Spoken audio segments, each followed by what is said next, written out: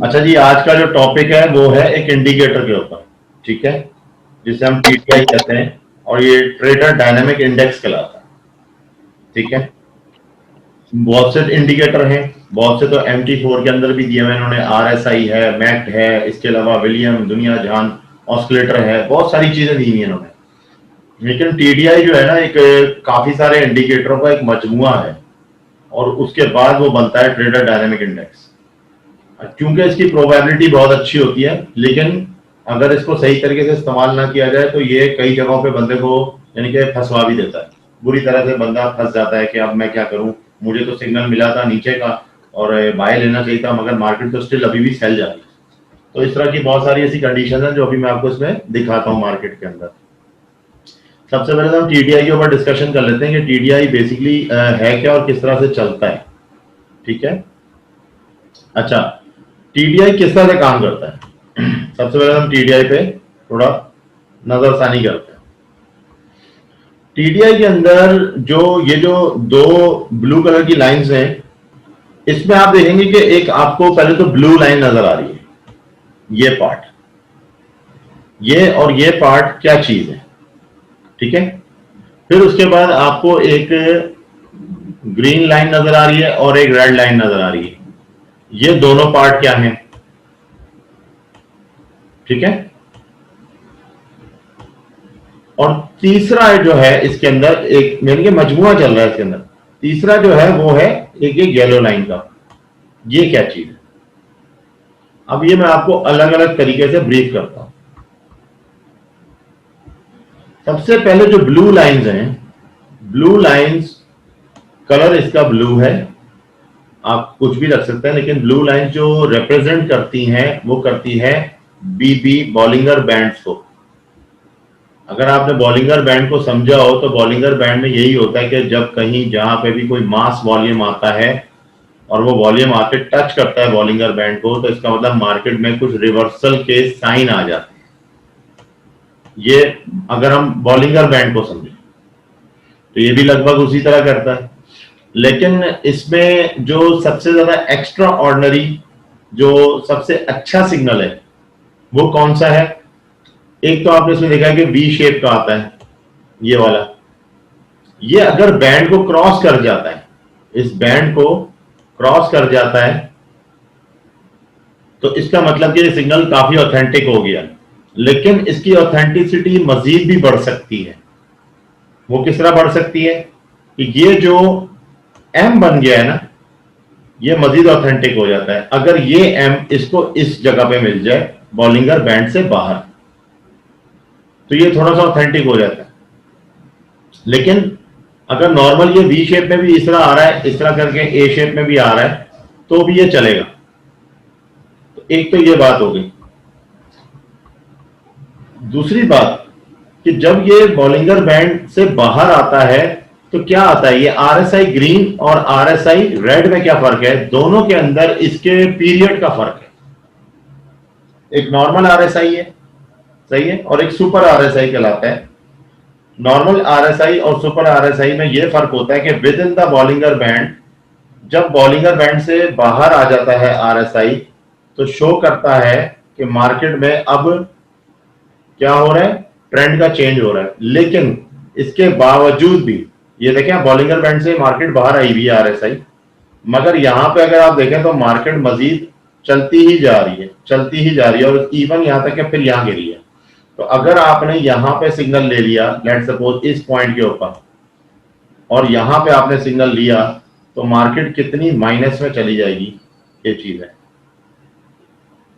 ठीक है, ये बहुत शॉर्ट टॉपिक है, ये इतना बड़ा टॉपिक नहीं होगा, बहुत छोटी सी क्लास है, मगर इसमें कुछ मेन मेन पॉइंट समझने के हैं। इंडिकेटर ये बहुत काम का है। यहां पे ये चीज जो होती है ना, इससे बचने के लिए क्या किया जाए, तो इसके लिए कुछ उसके रूल्स हैं जिनको फॉलो करना होगा। रूल नंबर 1 ये है इसका कि इसके साइड पे देखें तो एक सेटिंग दी हुई है, जिसमें ऊपर का नंबर जो होता है वो 68 होता है, सेंटर तो होता ही 50 है, और नीचे का नंबर जो होता है वो 32 होता है। अगर 32 को मार्केट क्रॉस कर जाती है, लेट सपोज यहां पे बैंड बाहर आया था इस पॉइंट पे, तो ठीक है, यहाँ पे मार्केट ने देखें ब्रेकआउट दिया है, मार्केट नीचे की तरफ आई है, मगर जब ये नीचे आया तो उसके बाद भी ये 32 पे सिर्फ यहाँ पे हल्का सा टच हुआ है, बहुत बारीक सा।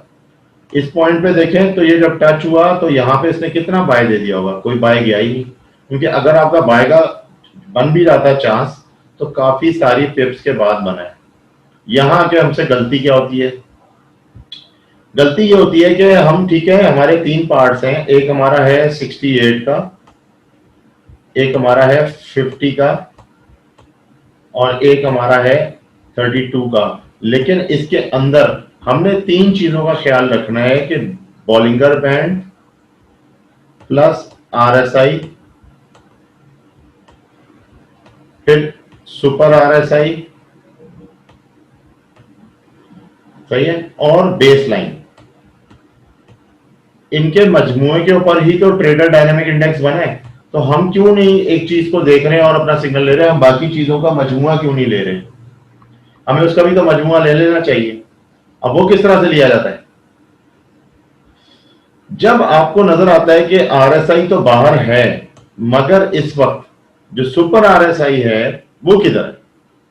लेट्स सपोज ये सिग्नल एक अच्छा सिग्नल है, मगर इस सिग्नल में भी जब ये बाहर गया, उसके बाद से जब टर्न लिया, तो टर्न लेने के बाद जब ये बॉलिंगर बैंड की तरफ जा रहा है, ठीक है, तो जब ये वापस की तरफ आ रहा है तो वापस आते हुए सुपर आरएसआई है किधर? बॉलिंगर बैंड को टच तो नहीं हो गया। जब जब ये बॉलिंगर बैंड को टच करेगा तो ये बॉलिंगर बैंड और सुपर आरएसआई, क्योंकि इनका कलर जो है वो क्या है, इनका कलर है रेड और ब्लू, तो इसको टीडीआई लैंग्वेज में कहते हैं, इस इंडिकेटर की जो लैंग्वेज है उसके अंदर मोस्टली ट्रेडर इसको कहते हैं कि इसको कहते हैं ब्लड इन वाटर, यानी कि ब्लड जो है वो इन वाटर है, यानी कि मार्केट में बूस्ट है। ये सिग्नल जरूर है मगर मार्केट मजीद ओवरसोल्ड हो सकती है। जब भी ब्लड इन वाटर आता है तो ये पोजीशन आ जाती है, ये याद रखना है। जब जब आपको जिस पॉइंट पे भी यहां पे नजर आए कि ये यहां पे ब्लड इन वाटर हो रहा है, इसका मतलब कि ये ज्यादा बूस्ट करेगा और ये अभी हमारा सिग्नल बना नहीं है। इसका मतलब कि ब्लड इन वाटर के बाद आरएसआई जो ग्रीन है वो आरएसआई स्टिल अभी भी आरएसआई से बाहर है, इससे क्या नाम है, बॉलिंगर बैंड से बाहर है, लेकिन बॉलिंगर बैंड के अंदर आने में जब वो आ जाए तो आपका ओरिजिनल सिग्नल बनेगा। उसके बावजूद भी एक चीज और देखी जाती है।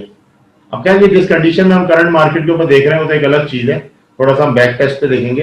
ये अभी से मैं आपको बेसिक्स बता रहा हूं, जो बेसिक चीजें हैं जो आप, मैंने कई दफा बोला आपको नोटपैड पे लिख लिया करें ताकि आपको याद रहे। अब कल वाली ट्रेड, परसों वाली ट्रेड पे जो कंडीशंस थी वो मैंने सब बताई ही थी, लेकिन आज जब पूछा तो बिल्कुल ब्लैंक, किसी को पता ही नहीं कि क्या हो रहा है। तो फिर ये चीज होती है कि दिल तो दुखता है कि इन्होंने मेहनत नहीं की। अच्छा, अब यहां पे इस बेस लाइन का क्या किरदार है? बेस लाइन आपको बताती है कि ट्रेंड में चेंज आया है। जब आरएसआई और सुपर आरएसआई बेस लाइन को क्रॉस करते हैं, इस तो आपकी प्रोबेबिलिटी बढ़ जाती है। तो ये बेस लाइन जो है ये रिप्रेजेंट करता है, येलो रिप्रेजेंट करता है ट्रेंड को, ठीक है। ये किसको रिप्रेजेंट करता है? ये ट्रेंड को रिप्रेजेंट करता है कि ट्रेंड में चेंजिंग आ रही है। अब ये इसका बेसिक पार्ट 1 है, यानी कि मैं समझ आपको ये जो बता रहा हूं ये एक बेसिक है, और इस बेसिक पार्ट 1 के अंदर ये सारी मैंने आपको बेसिक सारी बात बता दी कि क्या चीज क्या है। टीडीआई के जो लेवल्स हैं वो 68 से लेके 32 के दरमियान होते हैं, और इसका जो मीडियम पॉइंट होता है वो 50 होता है। एक बात, ये इसका आइडियोलॉजी है, इसकी अपनी आइडियोलॉजी है। हम उसको 68 को 70 या उसको 30 नहीं कर सकते कि अपनी तरफ से थोड़ा सा उसको एडिट कर लें तो ज्यादा अच्छा हो जाएगा, इससे कोई फायदा नहीं है। वो सब हमने करके देख लिया। इसकी आइडियोलॉजी है, उसको इस तरह से लेके चलना है कि जब जब बेस में चेंज आएगा, ठीक है। अब जैसा मिसाल के तौर पे यहाँ पे ये बेस लाइन है, ट्रेंड में चेंजिंग आई, आरएसआई और सुपर आरएसआई दोनों के दोनों इसको क्रॉस करते हैं, मगर बॉलिंगर बैंड को टच भी नहीं किया, और वहीं से इन्होंने एक डब्ल्यू सा बनाया। इसका मतलब कोई बहुत बड़ा सरपास नहीं होने वाला। उसके बाद जो हुआ वो इस पॉइंट पे हुआ, ठीक है, हालांकि ये भी टच नहीं हुआ, लेकिन इसने एक दफा फिर दोबारा क्या किया, बेस लाइन को दोबारा से क्रॉस किया। तो इसने बेस लाइन को एक दफा क्रॉस किया, फिर दोबारा क्रॉस किया, तो उसकी प्रोबेबिलिटी बढ़ती जा रही। लेकिन अब हम इसके जो बेसिक पार्ट 1 था, जो मैंने आपको बता दिया कि क्या क्या चीजें, लेवल्स कौन कौन से हैं, ठीक है। अच्छा, ये मजमुआ किस चीज का है, Bollinger band, RSI, super RSI और बेस लाइन जो कि येलो है, येलो बेस लाइन। अब हम आते हैं बेसिक पार्ट 2 पे, जो इसका जो दूसरा पार्ट है कि अब इस पे अप्लाई किस तरह होती है मार्केट और किस तरीके से काम किया जाता है, अब हम उस पर देखते हैं। अच्छा, इसको हम ले लेते हैं अपने नॉर्मल विजन के ऊपर, जो हमारा नॉर्मल विजन बनता है, ठीक है। वो बनता है तकरीबन ये कि आप लोगों को सही नजर आ रहा है इतना, मेरा ख्याल मार्केट इस तरह कर लेता हूं, बेहतरीन है जी, ठीक नजर आ रहा है सर। ठीक है। अब हम इसको बैक पे जाते हैं।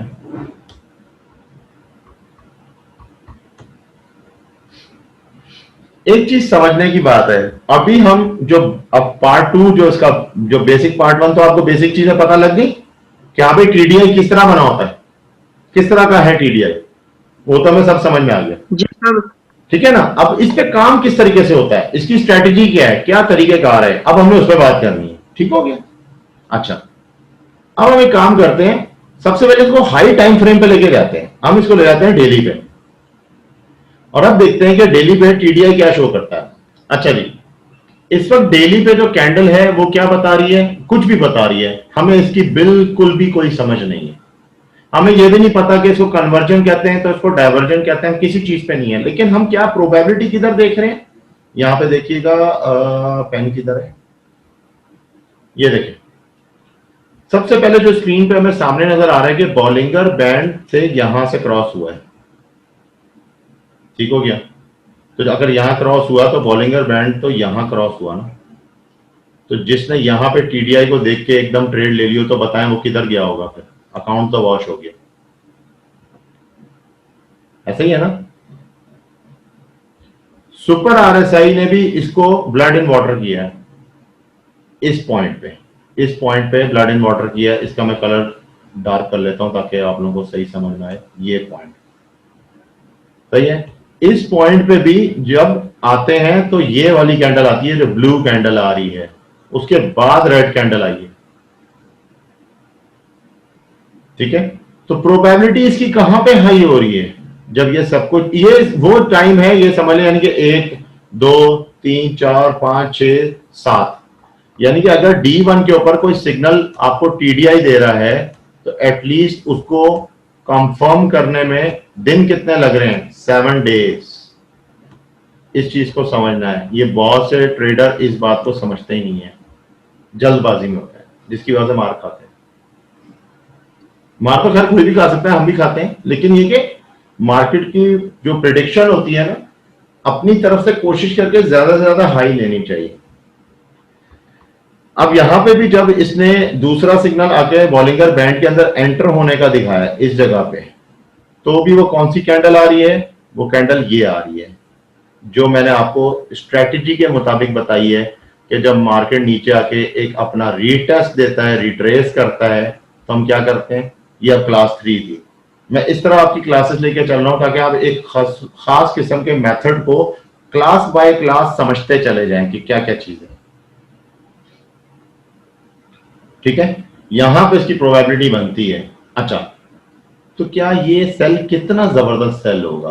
अब इसमें एक बात तो है कि ये जाहिर है कि ये क्योंकि डेली के ऊपर बात हो रही है, तो डेली के ऊपर कैंडल तो जाहिर है कि हमें कैंडल्स मिलेंगी, तो उसमें तो हमें बहुत ज्यादा प्रोबेबिलिटी हाई है हमारी।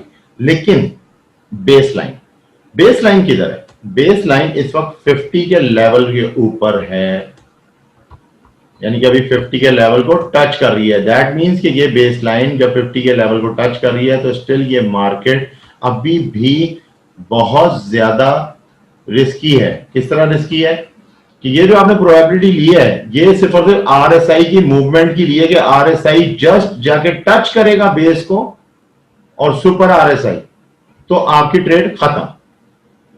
ये नहीं कि आपने जाके इसको 32 का इंतजार करना है, क्योंकि आपका टाइम फ्रेम बहुत हाई है, ये आपका टाइम फ्रेम हाई है। इसके मेथड में और छोटे टाइम फ्रेम के मेथड में जमीन आसमान का फर्क है दोनों में, समझ गए? इसीलिए टीडीआई इतना आसान नहीं है जितना लगता है, और फिर लोग उसमें खैर ट्रेड्स भी लेते हैं, उसकी तारीफ भी करते हैं, लेकिन उसको समझते नहीं है। उसमें बहुत सारी इसके अंदर चीजें हैं जो समझना बहुत जरूरी है। अच्छा, अब इसीलिए लोग काम को शॉर्ट करते हैं, वीडियो शॉर्ट बनाते हैं, और वो कहते हैं कि जी इसको बस H4 पे ले लें, आप इसको H1 पे ले लें। नहीं, मैं आपको दोनों रुख दिखा रहा हूं, इसका हाई साइड भी दिखा रहा हूं, इसका लो साइड भी दिखा रहा हूं कि आप दोनों बातों को समझ लें। अच्छा जी, अब नेक्स्ट पार्ट ये आता है कि किसी और सिग्नल को थोड़ा सा डिस्कस करते हैं। चलें, ये सिग्नल ले लिया आपने, अब बाय लेना था। बाय का सिग्नल आप यूं नहीं ले सके क्योंकि बेस लाइन के फौरन बाद ही मार्केट टर्न हो गई, मगर मार्केट ने बॉलिंगर बैंड को टच नहीं किया और 32 के लेवल पे नहीं आई। ठीक है, इसलिए आपने ये ट्रेड तो सारा सेटअप मिस कर दिया क्योंकि आप इसमें उलझे में। ये मार्केट 50 पे खड़ी है। अब एक बात है ना, क्या ये नीचे जाएगी या ये ऊपर जाएगी 68 पे, अभी हमें आगे का कुछ नहीं पता, और ऐसा ही होता है। इसी तरह अब आप आ जाएं इस वाले पॉइंट पे। इस वाले पॉइंट पे ब्लड इन वाटर तो नहीं हुआ, गौर से देखें इस एरिया को, मगर आरएसआई बाहर निकल आया था। जैसे ही बाहर निकला आरएसआई तो इस जगह पे निकला, यहां पे ट्रेड बनी इसकी सेल की। जब जब वो बाहर रहा, जब तक तो सेल की बनी रही। जैसे ही वो अंदर एंटर हुआ, बॉलिंगर बैंड के अंदर एंटर हुआ, अब वो उसका बाय लग चुका था, और उसके बाय के साथ इसका सुपर आरएसआई भी साथ साथ चल रहा है और नॉर्मल आरएसआई भी साथ साथ चल रहा है। यहां पे आके टच होने के बाद ये वापसी रिटर्न नहीं हुए। अगर आप नोट करें, ये वापसी रिटर्न नहीं हुआ, यहां से इसको क्रॉस कर गया। जब ये इसको क्रॉस कर गया तो इसका मतलब यह हुआ कि ये अब ये जब इसने क्रॉस कर लिया, क्रॉस करने के बाद अब इसके दो पार्ट हैं। एक तो पार्ट नंबर 1 ये है कि जब इसने बेस लाइन को क्रॉस किया ना, इस वाले पार्ट को, येलो को, तो यहां पे आके हम वैसे ही नॉर्मली अपनी ट्रेड को रोक देते हैं कि ये पार्ट आ गया, अब यहां हमारी ट्रेड रुक जाए। लेकिन अगर इसने क्रॉस कर लिया तो आप दोबारा भी अगर ट्रेड को रीएंगेज करते हैं, फिर आप इस इंतजार में होते हैं कि अब ये बॉलिंगर बैंड को टच करेगा तो मैं ट्रेड को कट करूंगा, तो वो ये पार्ट आता है। ठीक है, लेकिन आप उसके बाद देखें, सुपर आरएसआई बता रहा है कि ब्लड इन वाटर हो गया। ब्लड इन वाटर हुआ, ये आपको 3 शूट्स मिल गई। अब आप समझे कि टीडीआई क्या क्या चीजें एक्सप्लेन कर रहा है।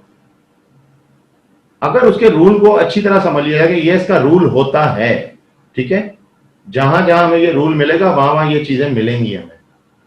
अब लेट्स सपोज एक और सिग्नल है, यहां पे बैंड तो 50 पे चल रहे हैं, मगर बैंड चूंकि 50 पे चल रहा है, लेकिन आप माजी में देखेंगे तो ये बैंड असल में 32 से आ रहा होगा। ये बैंड नीचे से ऐसे करते हुए आता है, जैसे मिसाल के तौर पे ये एक पार्ट है, फिर ये 50 का पार्ट है, और ये 32 का पार्ट है। तो ये बैंड जो येलो कलर का है, ये पहले इस तरह चलता है, फिर इस तरह चलता है, फिर ये इस तरफ आता है। जब ये इस तरफ आ जाता है और अब आप ट्रेड ले रहे हैं, तो अब आपको ये पता होता है कि दोबारा यूं नहीं जाएगा, अब ये जाएगा इस तरफ। ठीक है, और ये कम से कम भी वहां पे वेट करता है, काफी लंबा अरसा गुजारता है, क्योंकि ये बैंड काफी स्लो होता है और ये ट्रेंड को फॉलो कर रहा होता है, जो येलो बैंड है। अब यहाँ पे येलो बैंड जो है वो जा तो रहा है, मगर यहाँ पे देखें कि जैसे ही इसने बॉलिंगर बैंड से बाहर निकाला, ग्रीन आरएसआई ने आपको एक सिग्नल दिया किस चीज का, सेल का। अब यहाँ एक बड़ा जबरदस्त स्टूपिड काम हो रहा है। यहाँ पे आपका सेल का सिग्नल बनता है, मगर मार्केट यहाँ पे देखें क्या कर रही है, इसी पॉइंट पे सिग्नल उल्टा हो गया। बॉलिंगर बैंड सिग्नल तब देता है जब ये सिग्नल देने के बाद वापसी टर्न करे अपने आप को। ये बात समझने की है। इसके बाद हमारी नजर फौरन सुपर आरएसआई पे होनी चाहिए, क्या वो अभी इस वक्त किधर है। जब सुपर आरएसआई इसके साथ एंगेज हुआ तो इस कैंडल के बाद पता लग गया कि मार्केट मजीद अभी भी शूट जाएगी, और मार्केट शूट हुई। जब ये वापसी एंटर हुआ और इन दोनों का क्रॉस बना, इस जगह पे, ठीक है, तो आपका ट्रेड सेल का ट्रेड बनता है। ओरिजिनल ट्रेड है जो कि टीडीआई के मुताबिक होना चाहिए। अब ये एग्जैक्ट टीडीआई की ट्रेड है जो कि आपकी इस जगह पे बनती है। ये सेल की ट्रेड है, और ये आप ट्रेड भी देख लें, और ये बेस लाइन पे जाके टच हुई। अगर ये इसको क्रॉस करती मजीद तो फिर एक और ट्रेड ली जाती, लेकिन आप क्रॉस करने के बाद फ्लैट हो गई मार्केट, और मार्केट भी यहाँ पे फ्लैट हो गई।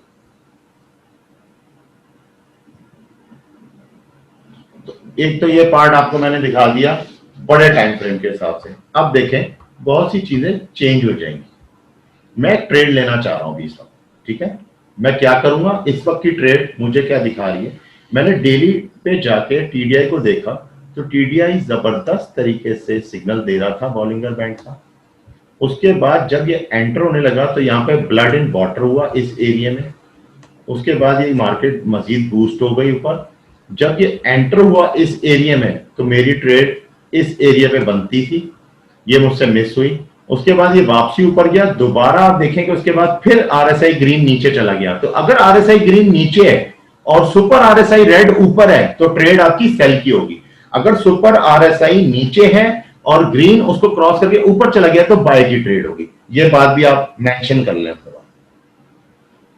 जब यहां पे आके 50, जब बेस पे आके लगा तो बेस पे ये जो बेस है, बेस लाइन को क्रॉस तो नहीं हुआ ना, इसको क्रॉसिंग तो नहीं हुई। दैट मीन्स कि ये मजीद फॉलो नहीं करेगा, हालांकि ये भी सेल की ट्रेड है, ये भी एक अच्छी ट्रेड। उसके बाद ये मार्केट अब मजीद ऊपर जा रही है। अब आप देखें तो इधर किसी बॉलिंगर बैंड पे टच नहीं हुई, लेकिन आरएसआई साथ साथ इसके अंदर एक और खास बात है कि ये डाइवर्जेंस भी शो करता है। इसने डाइवर्जेंस शो की भी है प्रॉपर वे, ठीक है।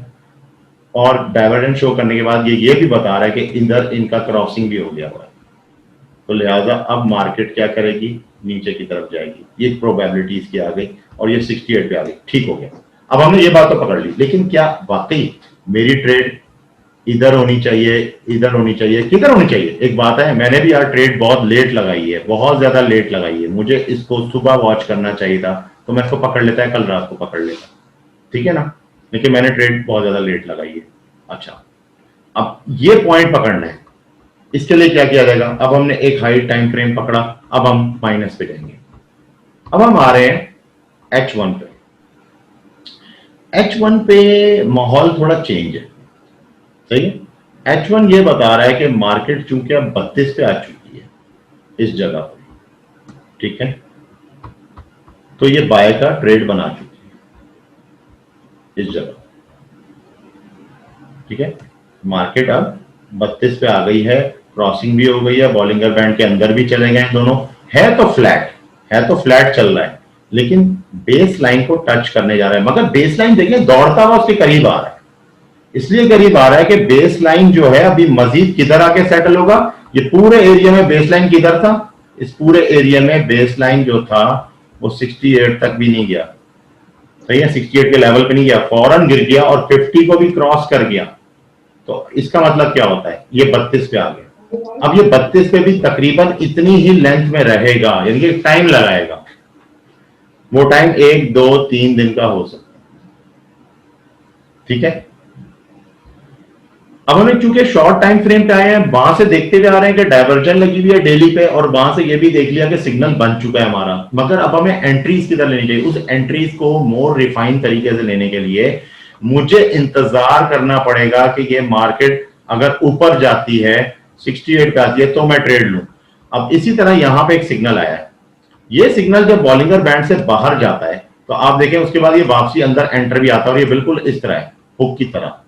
ये इसका बेसिक सिग्नल था जो माजी में इसने दे दिया हुआ था, और उसके बाद उसने अपना पूरा ट्रेड दिया है जो कि H1 के हिसाब से, ठीक है। लेकिन चूंकि ये तो माजी में हुआ है और इतनी जल्दी पकड़ तो हमें डेली में नहीं मिल सकती। ये तो हमने इसका ब्रेकअप निकाला है ना, ब्रेकअप आपको जल्दी बताएगा, मगर जब आप बड़े टाइम फ्रेम पे जाएंगे तो वो आपको इतना जल्दी नहीं बताएगा, वो तो बताएगा तो अभी कल की बात, ठीक है। अब मजीद आज के दिन काम करना चाहता हूं और किस तरीके से काम करना चाहूंगा, तो H1 पे जब देखा कि अभी इसमें हो सकता है कि ये अभी जो 32 हुआ है, ये एक W बनाने के लिए ये अभी यहाँ पे लेट सपोज ये बॉलिंगर बैंड यहाँ पे आ गया 32 पे, 32 के बाद यूं गया, जाने के बाद थोड़ा ऊपर जाने के बाद फिर एक ऐसे हुक बना दे। तो ये जो हुक बनाएगा ये कन्वर्जन और डाइवर्जन भी बता देगा मुझे, हाँ क्या। तो इसका मतलब अभी मार्केट में चांस है मार्केट मजीद फ्लो करेगी नीचे, क्योंकि बेस लाइन इस वक्त डायरेक्शन नीचे का दे रही है। फिर एक और बात, सवाल एक और भी है, जब मार्केट में मास या वॉल्यूम आ जाता है ना तो वो बॉलिंगर बैंड को फुला देता है। आप इसका फूलना देखें कि वो कितना है, ये कितना इस वक्त फूला हुआ है। और जब ये कंजेस्टेड होता है तो इसका मतलब ये तंग है, बहुत ज्यादा तंग होता है, ये नैरो है। इस पे काम करना थोड़ा मुश्किल होता है और इस पे काम करना थोड़ा सा आसान होता है। एक तो ये बात हो गई। अब मैं इसमें मजीद टाइम फ्रेम पे इसी जगह पे, क्योंकि मैं अभी करंट मार्केट के ऊपर बात कर रहा हूं तो उसमें ज्यादा आपको टीडीआई ज्यादा आसानी से समझ में आ जाएगा, बजाय से कि हम बैक टेस्ट पे चेक करें। अब मैं मार्केट को ले आता हूं M15 पे। M15 पे मार्केट ये बता रही है कि 50% पे बेस आ चुकी है इसकी। इसका मतलब मार्केट अब बाय पे जा रही है, कोशिश कर रही है। लेकिन एक बात है कि ये मार्केट माजी में भी 50 के लेवल पे रह चुकी है। वहीं पे बॉलिंगर बैंड जो था एक्सपैंड हुआ था, इस जगह पे बहुत ज्यादा एक्सपैंड हुआ था। उस एक्सपेंशन का नतीजा ये था, ये ट्रेड निकली थी पूरी की पूरी, ठीक है। उसके बाद मार्केट फिर 32 तक आई, तो 32 के लेवल पे देखें कैसे आई, यहां सिग्नल बना, मगर उसने क्या किया, लेट किया, ये लेट किया। अब ये प्रोबेबिलिटी आपको कौन बताएगा कि ये एक्स्ट्रा होने वाला है? आपको ज़ाहिर है आगे बड़े टाइम फ्रेम पे जाना पड़ेगा, आपको आगे की तरफ जाना पड़ेगा, तो आपको ये पिछला बताएगा, ठीक है। इसी तरह अब मैं मजीद इसको टाइम फ्रेम को तोड़ के देखता हूं। अब आप समझते जा रहे हैं कि इसके सिग्नल्स कितने वाजे होते जा रहे हैं और हम कहां कहां आके गलती करते हैं। अगर आपको एक सिग्नल मिल रहा है M5 के ऊपर, तो आप उसको वेरीफाई करने के लिए M30 या H1 पे जरूर जाएंगे ताकि आप वेरीफाई कर सकें उस सिग्नल को। अब मजे की बात, यहाँ पे जो बैंड है इस वक्त तकरीबन यहाँ पे भी आया था, बाहर ऊपर आया। अब देखें M5 पे इसकी मूवमेंट ज्यादा है तो स्कैल्पिंग के लिए ज्यादा अच्छा है। यहाँ पे बैंड से बाहर आया, अंदर चला गया, क्रॉसिंग हो गई, ठीक है, वैलिड हो गया, ऊपर गया, बेस को क्रॉस किया और मजीद वैलिड हो गया। साइडवेज जरूर गई है मार्केट, लेकिन फिर भी आप देखें कि उसकी प्रोबेबिलिटी कितनी हाई थी, बाय की अच्छी खासी ट्रेड थी उसने। इसी तरह मार्केट जब यहाँ पे कोई सिग्नल नहीं बना, मार्केट 50 की बेस के ऊपर चल रहा है, लेकिन ये 50 के ऊपर है। अब इसने सिग्नल बनाने के लिए जब नीचे आया, इसने बैंड को तोड़ा, तोड़ते तोड़ते तोड़ते जब ये यहाँ पे आया, यहाँ पे इसकी एक्यूरेसी देखें कि M5 पे इसकी एक्यूरेसी कितनी अच्छी आ रही है, प्रॉपर कैंडल भी दिखा रहा है और फिर ये बता रहा है कि ऊपर गया, आपने इसको यहाँ तक वेट किया इसका ये रिट्रेस आने के लिए। जब ये आया तो आपने यहाँ कंफर्म लिया और आपने यहाँ से बाय ले लिया। अब बाय पे ये था कि आया ये 50 तक जाएगा या 50 को क्रॉस करेगा, ये 50 को क्रॉस कर गया, दैट मींस कि अब ये इस बैंड को जब तक टच नहीं कर लेता हमारा सिग्नल नहीं आएगा वापसी सेल का। और हो सकता है मार्केट में भी वॉल्यूम आ जाए, मार्केट यहीं से टर्न हो जाए और ये बैंड को टच ही ना करें, जैसे बहुत सी जगहों पे इसने पहले कहीं भी टच नहीं किया। तो ये करंट सिचुएशन के अंदर मैंने आपको इसका बताया कि M5 पे कितना प्यारा इसका रिजल्ट है। उससे कहीं ज्यादा प्यारा रिजल्ट इसका आपको मिलेगा M1 के ऊपर, जब आप M1 पे आएंगे।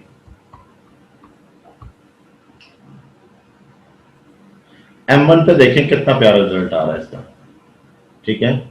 और एक्यूरेसी है, मार्केट 32 से भी नीचे चली गई, कितनी हाई प्रोबेबिलिटी है। बेस लाइन नीचे आ चुकी है 32 पे, मार्केट बैंड से यहां बाहर हुई थी इस जगह पे, इस जगह। अब आपने वेट करना है, वेट करने के बाद मार्केट में RSI नीचे आया और सुपर RSI ऊपर हो गया, तो आपने अभी भी सेल समझना है।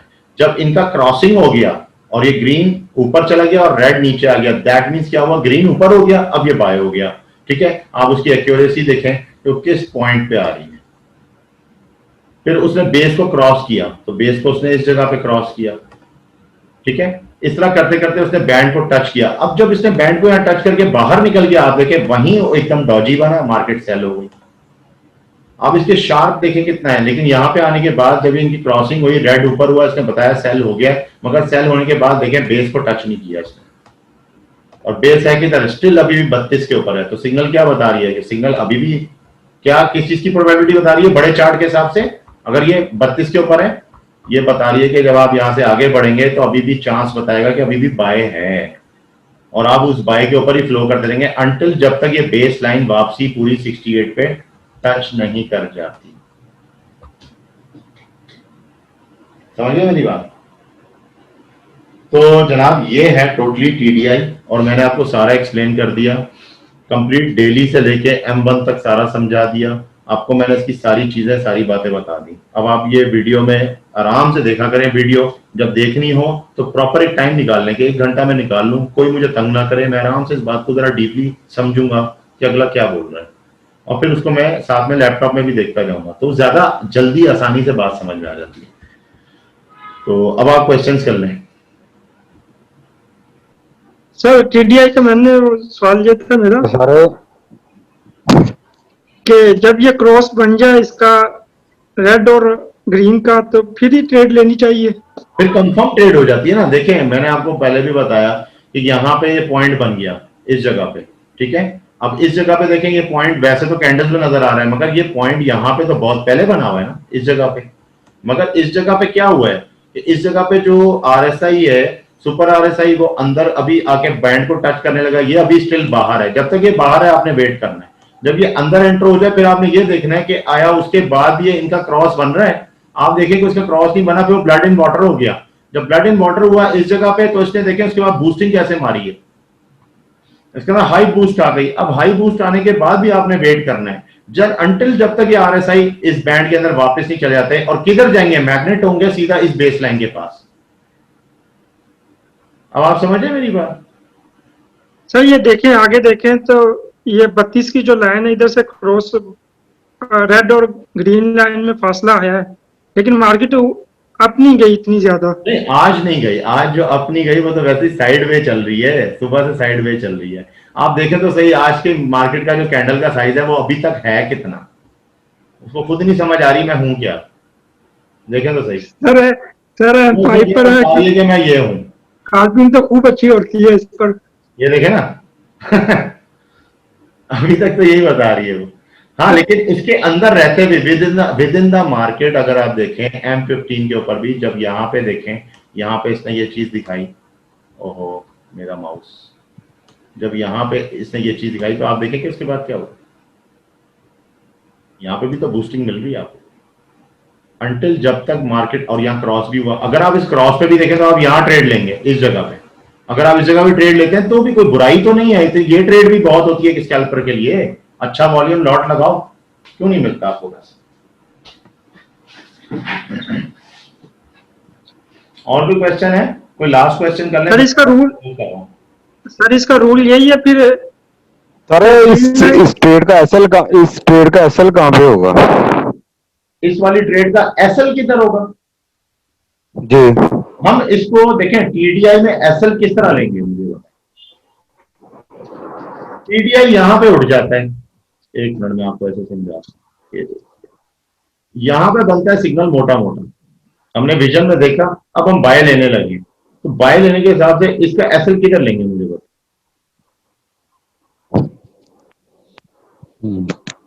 चूंकि मैं एसएल के खिलाफ हूं, मैं एसएल इतने डालता ही नहीं, ठीक है ना।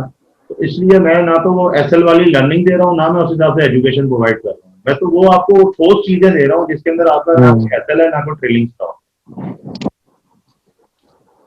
अच्छा सर, मेरा एक और क्वेश्चन है कि मार्केट को किस टाइम पे एनालिसिस करना चाहिए कि आया कि पता चल जाए कि आने वाले वक्त में या आने वाले दिन में जो आज दिन चल रहा है इसके कौन एक फॉर एग्जांपल हम डे आज सुबह मार्केट किस तरफ जाएगी, एनालिसिस किस टाइम पे मार्केट पे करना चाहिए पाकिस्तानी टाइम के मुताबिक? नहीं, देखिए पाकिस्तानी कोई टाइम नहीं है। मार्केट जो है वो ऑल ओवर दी वर्ल्ड तो रन हो रही है, सिर्फ 2 दिन छुट्टी करती है, ठीक है। तो आपके पास तो एनालिसिस करने का कोई भी टाइम हो सकता है, क्योंकि देखें आपको उन्होंने सारा टाइम जो है ना, पूरा टाइम सिस्टम यहाँ पे पकड़ा दिया है। आपने एनालिसिस करना है तो आप यहाँ कर लें। अगर आप मिसाल के तौर पर H1 पे रह के आप परसों की बात सोचना चाह रहे हैं, यार ये आज भी नहीं, मिसाल के तौर पर आज मंडे है, ट्यूसडे, वेडनेसडे को मार्केट कहाँ होगी, तो फिर आप इस पे आ जाए ना, आप इससे रिव्यू करें। आप वीकली खोल लें, वीकली आपको बता देगा एनालिसिस किधर जा रहा है। आप अगर कहते हैं यार अभी 3 हफ्ते बाद क्या होगा, तो आप इससे रिव्यू करें। आप मंथली खोल लें। जब आप मंथली खोलेंगे तो आपको वैसे ही बता देगा कि इस वक्त मंथ का कैंडल जो है वो जो दिखा रहा है और जो उसकी प्रोबेबिलिटी है वो कैंडल पैटर्न के हिसाब से क्या होनी चाहिए, तो उससे वैसे ही पता लग जाता है कि प्रोबेबिलिटी किस तरफ ज्यादा हाई। सर किसी टाइम में जैसे सुबह 5 से 6 बजे तकरीबन और 1-2 बजे उस टाइम मार्केट में बड़ी तेजी आती है। आप मिक्सअप कर रहे हैं। वो मिक्सअप ये है, आपका क्वेश्चन ये नहीं बनता कि एनालाइज जो है वो किस टाइम पे करना चाहिए। आपका क्वेश्चन ये बनता है कि ट्रेड किस टाइम पे करनी चाहिए। सही है, तो फिर मैं आपको उसके टाइम सेशन बता दूं। जी बिल्कुल, समझ गए ना। एनालाइज तो आप किसी भी वक्त कर, चलो सर, अब वो तो आप किसी भी सर वो टाइम सेशन में कर लेंगे। तो आप खोलेंगे तो आपके पास ऊपर पूरा टाइम फ्रेम दिया जा रहा है। उस टाइम फ्रेम को खोल के आप मुख्तलिफ एनालिसिस निकाल सकते हैं। लेकिन ट्रेड किस टाइम पे सही लेनी चाहिए, तो ट्रेड की जो बूस्टिंग होती है वो 2 टाइम है। एक तो फ्रैंकफर्ट का टाइम होता है, ठीक है। फ्रैंकफर्ट वाला जो टाइम होता है उसके अंदर जरा मार्केट में देखिए बूस्टिंग आ जाती है फौरन, जिसे हम लंदन टाइम कहते हैं, लंदन सेशन हो गया, ठीक है। इसी तरह आपका न्यूयॉर्क का सेशन होता है, जब